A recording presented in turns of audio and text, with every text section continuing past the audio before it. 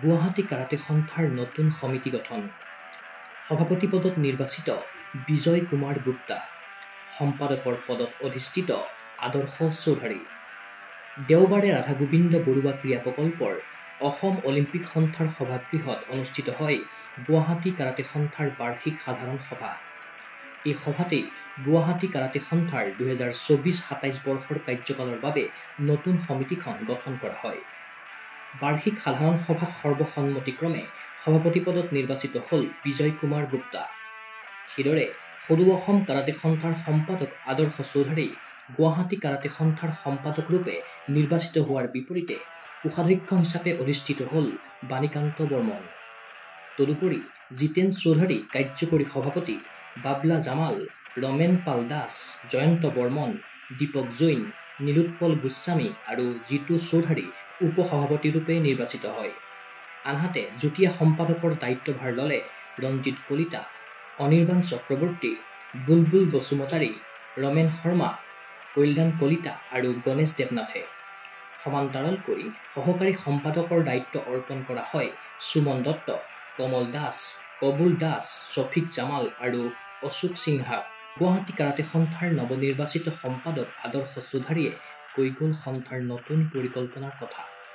যিহেতু এটা বাৰ্ষিক আমাৰ সভা হয়, প্ৰতি 3 বছৰৰ মূৰে মূৰে এখন নতুনকৈ আমি এখন কমিটি গঠন কৰিবলগীয়া হয়।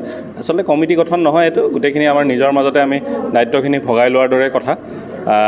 এইবাৰ 2024 পৰা 27 বৰ্ষৰ বাবে এখন নতুন গভৰ্ণিং বডি আমি আজি গঠন কৰা হ'ল।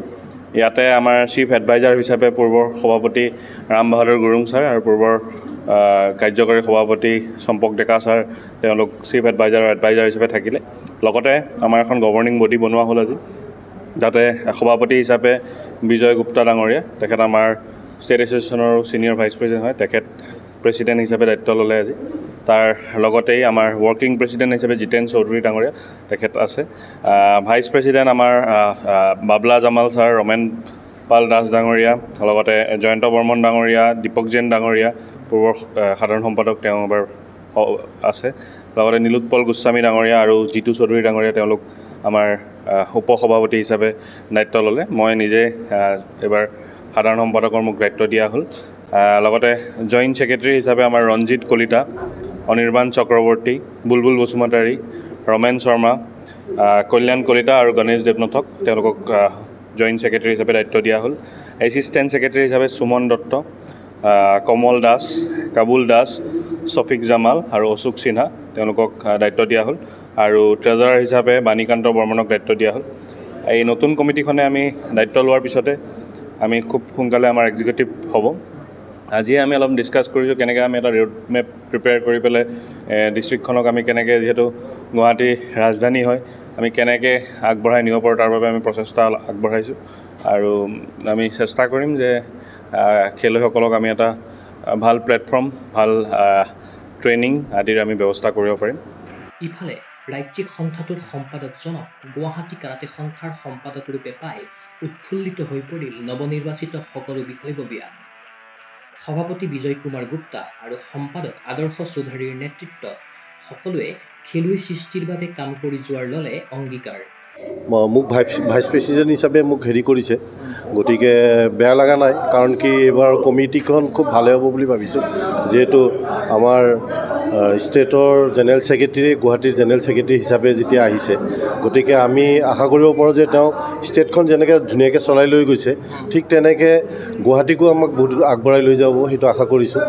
আৰু নতুন ল'ৰা ছোৱালীক নতুন পদক্ষেপৰ দ্বাৰাই কেনেকৈ আগবঢ়াই লৈ যায়, এইটো ছেক্ৰেটাৰী এজনৰ খুব দৰকাৰ। গতিকে আমি আশা কৰা মতে সেইখিনি ভাল ফল পাম বুলি আমি আশা কৰিছোঁ। আজি প্ৰক্ৰিয়াখনটো ধুনীয়াকৈ হৈ গ'ল, সৰ্বসন্মতি হিচাপে হৈছে, ধুনীয়াকৈ হৈছে। আৰু এইবাৰৰ কমিটিখন মই ভাবোঁ খুবেই ভাল হ'ব। আগতে যিহেতুকে আমাৰ ষ্টেট কাৰাটে এছ'চিয়েশ্যনৰ জেনেৰেল ছেক্ৰেটাৰীয়ে ইয়াত জেনেৰেল ছেক্ৰেটাৰী হৈছে, আমি ভাবোঁ সুন্দৰকৈ চলি যাব। আৰু মই জইণ্ট ছেক্ৰেটাৰী আছিলোঁ আগৰ, ভালেই। যিখিনি নতুন মুখ কেইখনমান আহিছে, বাকী আমি পুৰণাখিনি বেছি আছোঁ। আৰু আগতে যেনেকৈ ভালকৈ কাম কৰি গৈছিলোঁ, এইবাৰ আকৌ ভালকৈ কৰিম। আজি আমাৰ একচুৱেলি জেনেৰেল মিটিং আছিলে।